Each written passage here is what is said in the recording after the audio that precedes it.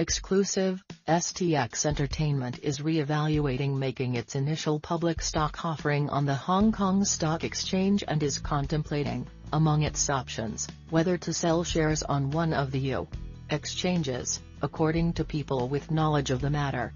The independent film studio had hoped to raise $500 million from investors in an IPO initially timed for August or September, though the Hong Kong market has grown increasingly volatile, giving investors little to cheer about. The Hang Seng Index has been in a 5-month-long swoon, marking its worst performance since 2011, amid concerns about China's deteriorating relationship with the EU, a slowing economy and a regulatory crackdown that caused internet giant and STX investor Tencent to report its first profit decline in a decade.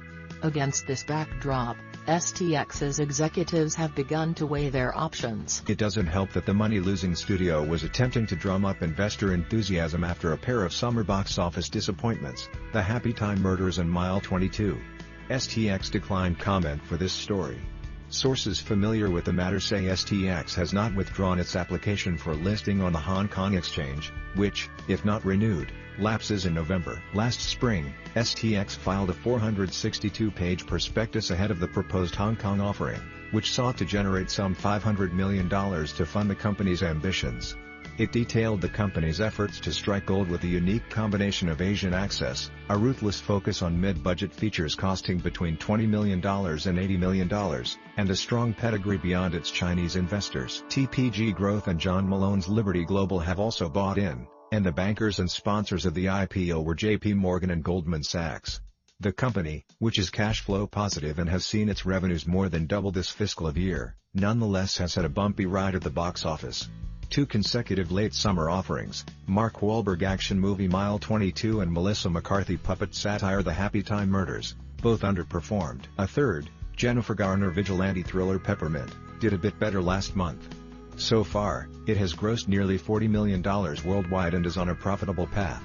STX's executive team continues to hold meetings with potential investors in the United States as it evaluates interest in a public offering through one of the New York exchanges, sources say. Another endgame that seems entirely plausible, given the relationships of TPG Growth founder Bill McGlashan, would be a more fully developed 50-50 partnership between STX and the Chinese government in the first true China-EU studio.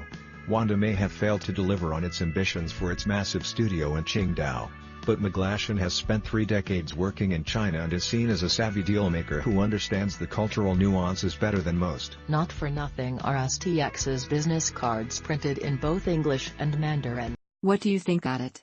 Share your opinion in the comments below the video. And also subscribe to the channel not to miss new, interesting videos.